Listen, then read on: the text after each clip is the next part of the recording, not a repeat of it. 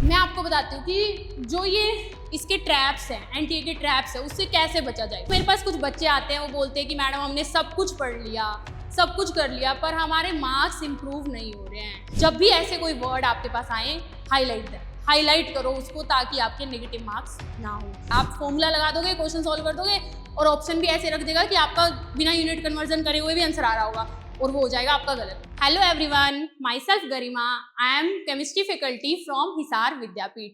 तो बच्चों, मेरे पास कुछ बच्चे आते हैं, वो बोलते हैं कि मैडम हमने सब कुछ पढ़ लिया, सब कुछ कर लिया, पर हमारे मार्क्स इंप्रूव नहीं हो रहे हैं। तो बेटा, इसका वन ऑफ द रीजन क्या है कि आप एनटीए के ट्रैप को नहीं समझ पा रहे हो। एनटीए जो है वो कुछ ट्रैप्स यूज करता है जिसमें आपके नेगेटिव मार्किंग होने के चांसेस होते हैं। तो वो एनटीए के ट्रैप्स क्या हैं उसके बारे में मैं आपको बताऊंगी, और उस ट्रैप्स को जान के आप अपनी एक्यूरेसी को बढ़ा सकते हो और अपने मार्क्स को भी बूस्ट कर सकते हो। तो एनटीए के ट्रैप्स को जानना आपके लिए बहुत ही ज्यादा जरूरी है। तो मैं आपको वन बाय वन बताती हूँ कि एनटीए के ट्रैप्स कौन से हैं। सबसे पहले तो बेटा जो है वो है एनटीए के कुछ ट्रैप वर्ड्स, जैसे इनकरेक्ट, करेक्ट, एक्सेप्ट, और सबसे ज्यादा डेंजरस अगर मैं बताऊं, ऑलवेज।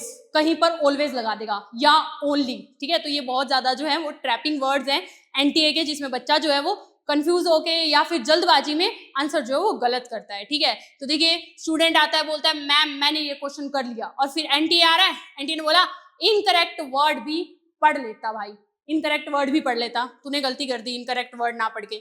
उसके बाद देखिए, जैसे मैंने एक क्वेश्चन लिया है, which of the following is incorrect about SN1 reaction. ठीक है, अब यहाँ पर बच्चा क्या करेगा, rate depends on substrate concentration only. SN1 में सबको पता है रेट जो है वो सबस्ट्रेट कंसंट्रेशन पे डिपेंड करता है, इसको टिक कर देगा।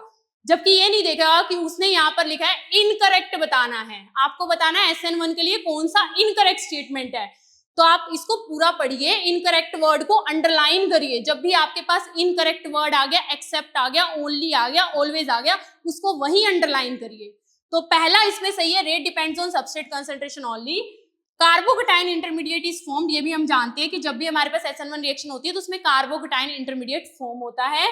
Reaction shows inversion of configuration only, ये बात ओनली लगा के देखो, यहाँ पर इसने ट्रैप वर्ड यूज करा है ओनली। आप सब लोग जानते हैं कि SN1 में इन्वर्जन के साथ साथ रिटेंशन भी होती है, मतलब रेसमाइजेशन होती है। तो ये वर्ड्स जो है ना बेटा, ट्रैपिंग वर्ड्स, ये स्टेटमेंट इनकरेक्ट है। ये वर्ड्स आपको पकड़ने पड़ेंगे एनटीए के। जब भी ऐसे कोई वर्ड आपके पास आए, हाईलाइट करो उसको, ताकि आपके नेगेटिव मार्क्स ना हो। ठीक है, उसके बाद नेक्स्ट एनटीए का ट्रैप मैं आपको बताती हूँ। देखिए, बच्चा आता है, मैम इनऑर्गेनिक इजी है। ठीक है, एनटीए बोलता है एक्सेप्शन पूछ लेता हूँ। ठीक है, एनटीए का बहुत मतलब फेमस ट्रैप है ये, कि वो एक्सेप्शन पूछ लेता है आपसे। जैसे इनऑर्गेनिक में अगर मैं बात करूं तो आयनाइजेशन एनर्जी से आपसे पूछ लेगा, एटॉमिक रेडियस से आपसे पूछ लेगा, या इलेक्ट्रॉन गेन एंथैल्पी से आपसे पूछ लेगा। जैसे वन ऑफ द एक्सेप्शन यहाँ पर पूछी हुई है, ionization enthalpy of oxygen is less than nitrogen. Ionization enthalpy जो है वो ऑक्सीजन की लेस देन नाइट्रोजन होती है, क्यों? तो आप सब लोग जानते हैं, जब भी हम लेफ्ट टू राइट जाते हैं, जो साइज होता है बेटा वो क्या करता है, साइज क्या करता है, डिक्रीज करता है।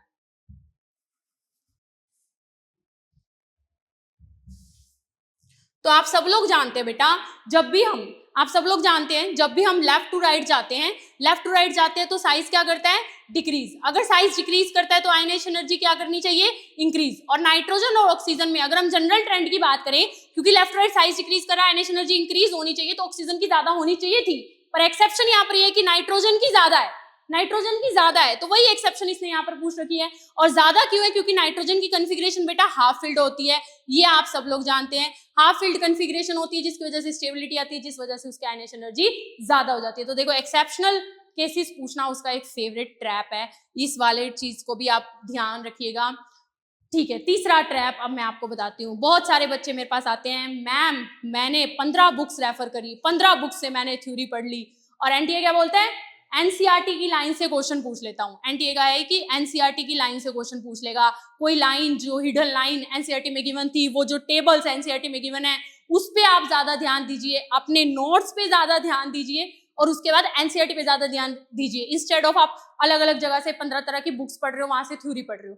इससे अच्छा ये है कि आप एनसीईआरटी पढ़ो और साथ ही साथ जो आपके नोट्स है उसको पढ़ो, और क्वेश्चंस दो, मॉक टेस्ट दो, उसकी एनालिसिस करो, ये ज्यादा इंपॉर्टेंट है। ठीक है बेटा, तो ये एक एनसीईआरटी की लाइंस आपको वन बाय वन रीड करनी है, जो हिडन लाइंस है, जो एनसीईआरटी को वो टेबल्स गिवन है उससे क्वेश्चन पूछ लेगा, तो वो भी आपको रीड करने हैं अच्छे से। ठीक है, उसके बाद मैं आपको बताती हूँ उसका फोर्थ ट्रैप जो है वो देखो क्या है, कैन नेवर भी पूछकर कंफ्यूज करता हूँ। एंड ये बोल रहा है कि कैन और कैन नेवर भी डालकर बच्चे को कंफ्यूज कर देता हूँ। ठीक है, अब ये क्वेश्चन है मैंने लिया है यहाँ पर कैन और कैन नेवर बी का ऑर्डर ऑफ द रिएक्शन। ठीक है, ऑर्डर ऑफ द रिएक्शन इसमें बोलते हैं can never be zero, can never be fraction, must be a whole number, can be an integer और अ फ्रैक्शन और zero. तो आप सब लोग जानते हैं कि जो ऑर्डर ऑफ द रिएक्शन होता है वो जीरो भी हो सकता है, इंटीजर भी हो सकता है और फ्रैक्शन भी हो सकता है। तो आपको साथ ही साथ इसको रॉन्ग और राइट टिक करते जाना है कि हमेशा जीरो नहीं होता, ये गलत बात है, कभी फ्रैक्शन नहीं हो सकता, ये भी गलत बात है, हमेशा होल नंबर ही होता है, ये भी गलत बात है,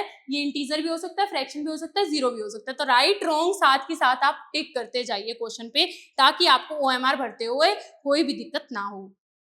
उसके बाद नेक्स्ट जो उसका ट्रैप है बेटा वो है, देखिए ये वाला, student forgot to convert the units. Paper कर लेंगे, वो लगेगा कि अरे भाई मेरे को तो क्वेश्चन आता है, और डायरेक्ट लग जाएंगे सॉल्यूशन करने में लग गए, और ये नहीं देखा कि इसमें यहाँ पर आपको यूनिट कन्वर्जन करवाई हुई है। ये उसका फेवरेट ट्रैप है, आप फॉर्मूला लगा दोगे, क्वेश्चन सॉल्व कर दोगे, और ऑप्शन भी ऐसे रख देगा कि आपका बिना यूनिट कन्वर्जन करे हुए भी आंसर आ रहा होगा, और वो हो जाएगा आपका गलत। ठीक है, तो देखो जैसे यहाँ पर मैंने क्वेश्चन लिया, रेट कांस्टेंट आपको दिया हुआ है मोल पर लीटर पर सेकंड में गिवन है, और टाइम आपको किस में गिवन है, मिनट में, और आप फॉर्मूला सब जानते हैं इसका। ठीक है, जीरो ऑर्डर का फॉर्मूला लगाना है, आप सब जानते हैं, पर आप इसको कन्वर्ट ही नहीं करोगे कि हम मिनट को किस में बदल दें, सेकंड में बदल दें। मिनट को सेकंड में बदलेंगे तभी तो ये हमारे पास आंसर सही आएगा, और वो कन्वर्ट करने की बजाय सीधा फॉर्मूला जो है लगा के आंसर करने लग जाएंगे। इसका फॉर्मूला तो आप सब लोग जानते हैं, x इक्वल टू KT हमें लगाना है, b की पूछी है, k की वैल्यू गिवन है, और टाइम की वैल्यू, k की वैल्यू हमें गिवन है 0.6 इंटू 10⁻³ और टाइम जो है वो 20 मिनट्स गिवन है, तो इसको हमें सेकंड में कन्वर्ट करना पड़ेगा इंटू 60 करके। अब बच्चे अगर यहाँ पर 20 मिनट ही रख देंगे, जबकि ये सेकंड में है, तो ये भी किस में होना चाहिए, सेकंड में। तो ये यूनिट कन्वर्जन बेटा, यूनिट कन्वर्जन आपकी नेगेटिव मार्किंग करवाती है, और ये एनटीए का फेवरेट ट्रैप है, one of the favourite trap. तो इसमें आपको नहीं फंसना है, यूनिट कन्वर्जन जरूर करिए, ज्यादा से ज्यादा आप न्यूमेरिकल लगाइए इसके लिए, वो आपके लिए बहुत बेटर रहेगा।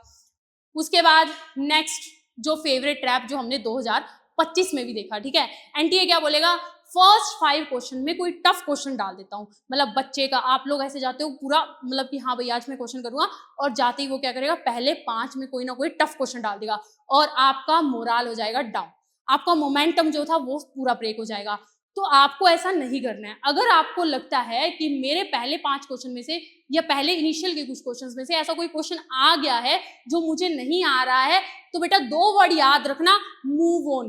ठीक है, अगर वो आपको नहीं आ रहा है तो बाकी लोगों को भी नहीं आता होगा, अगर वो आपके लिए टफ है तो वो बाकी लोगों के लिए भी टफ ही होगा, तो इस वजह से आपको उसके ऊपर बैठे नहीं रहना है, मूव ऑन। ठीक है, पहले आप पूरा पेपर कर लो, उसके बाद ऐसा जो आपको क्वेश्चन लगे उसको अटेम्प्ट करो। अगर आपने पूरा टाइम उसमें खराब कर दिया, आपका मोमेंटम भी ब्रेक होगा और आप अच्छे से अपना नेक्स्ट क्वेश्चन भी अटेम्प्ट नहीं कर पाओगे। इस वजह से आपको ऐसे क्वेश्चंस इसमें ट्रैप में नहीं फंसना है। जो एनटीए का ट्रैप है, ये वाला ट्रैप 2025 में भी उसने अपनाया। उसने क्या करा, फिजिक्स जो है वो थोड़ी टफ डाल दी। अब बच्चे क्या है, जो फिजिक्स को लेके बैठ गए पहले, तो उनका पूरा पेपर, मतलब पूरा क्वेश्चन अटेम्प्टिंग जो है वो खराब हो गई। ठीक है, तो आपको स्मार्ट वर्क करना है। ठीक है, स्मार्ट वर्क करना है, आपको कोई भी चीज पे बैठे नहीं रहना है, मूव ऑन कर जाना है। अगर आपको कोई चीज डिफिकल्ट लग रही है, टफ लग रही है, तो उसको बाद में अटेम्प्ट करो, पहले जो आपको आता है वो करो। ठीक है, मूव ऑन करना। इसी तरीके से उसने 2025 में अभी करा है, तो आप प्लीज इस बात का ध्यान रखिए कि ऐसा नहीं करना है कि हम उसी पे बैठे हुए हैं। ठीक है, हमें जो आता है पहले वो अटेम्प्ट करिए, जो आपके लिए टफ है वो सबके लिए टफ है, तो उसके पे बैठे नहीं रहना है। जीतेगा वही जो आगे मूव ऑन करके और जो उसको आता है उसको पूरा अटेम्प्ट कर देगा। अगर आपने मोराल डाउन कर लिया, मोमेंटम अपना ब्रेक कर लिया, तो फिर पूरा लॉस हो जाएगा। तो आप ऐसा नहीं करेंगे, आप मुझसे प्रॉमिस करिए, कमेंट में लिखिए, प्रॉमिस करिए आप मेरे से कि ऐसा नहीं करेंगे, बिल्कुल मोराल डाउन नहीं करेंगे, पूरा आप अपना मतलब कि कॉन्फिडेंस से पेपर देंगे, और जो आपको नहीं आता है उसको एक बार के लिए स्किप कर देंगे, पूरा पेपर करने के बाद आप उसको देखिए। ठीक है, ओके बेटा।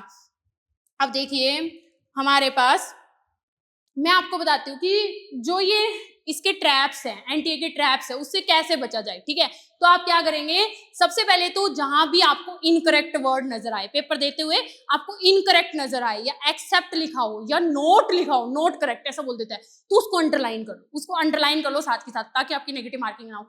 अंडरलाइन कर लो। दूसरा आपको क्या करना है, जो भी आपके ऑप्शन है, 4 ऑप्शन है, उसके आगे पढ़ते पढ़ते उसके आगे राइट या रॉन्ग टिक करना है। अगर वो सही है तो सही, रॉन्ग है तो रॉन्ग। उससे एक क्लैरिटी रहती है आपके दिमाग में, जो पेपर का प्रेशर होता है उससे आप कई चीजें गलत कर देते हो, तो वो क्लैरिटी रहेगी, आप राइट रॉन्ग उसमें लिखते जा रहे हो। उसके बाद आप जब भी ऐसे क्वेश्चंस देखो, जब भी आपको ऐसा लगे कि इनकरेक्ट या नॉट करेक्ट या ऑलवेज या ओनली टाइप का कोई क्वेश्चन आपको फंसाया जा रहा है, एनटीए का ट्रैप है, तो उस केस में आप अपनी स्पीड को हाफ कर दो। जितनी भी स्पीड से आप क्वेश्चंस करते आ रहे थे, थोड़ा सा हाफ स्पीड करके ऐसे क्वेश्चंस को करो, तो आपके जो क्वेश्चन के सही होने के चांसेस है वो थोड़े ज्यादा होंगे, आपकी नेगेटिव मार्किंग कम होगी, एक्यूरेसी बढ़ेगी। इसके साथ साथ आप क्या कर सकते हो, ऐसे क्वेश्चंस 15 कम से कम डेली 15 इनकरेक्ट या एक्सेप्ट जहां पर भी वर्ड्स आते हैं, ऐसे टाइप के क्वेश्चन को आप करिए डेली। और जो एरर नोटबुक है वो आप लगाइए, कहाँ कहाँ पर आपकी एरर्स हो रहे हैं, मॉक टेस्ट दीजिए। मॉक टेस्ट देने के बाद देखो बच्चे आते हैं, मैडम मैं मॉक टेस्ट दे रहा हूँ, और जब हम पूछते हैं बेटा एनालिसिस, तो एनालिसिस के नाम पे कुछ नहीं, तो बेटा कोई फायदा नहीं। अगर आप मॉक टेस्ट दे रहे हो और उसकी एनालिसिस नहीं कर रहे हो ना, तो कोई फायदा नहीं है। एनालिसिस करो, कहाँ पर आपका क्वेश्चन गलत हुआ, उसकी एरर नोटबुक लगाओ कि भाई इस बार मेरा इस जगह पर क्वेश्चन गलत हुआ है, ये टॉपिक में गलत हुआ है, अगली बार मेरा यहाँ पर गलत नहीं होना चाहिए। तो एरर नोटबुक लगाना बहुत जरूरी है और पेपर में एनालिसिस करना बहुत जरूरी है। ठीक है बेटा, तो ये आप लोग को पक्का करना है। ठीक है, और भी अगर आप मेरे से एनटीए के ट्रैप्स के बारे में जानना चाहते हो तो आप कमेंट में लिखिए, मैं नेक्स्ट वीडियो बनाऊंगी एनटीए के और ज्यादा ट्रैप्स के बारे में आपको बताऊंगी। थैंक यू सो मच बेटा, ऑल द बेस्ट।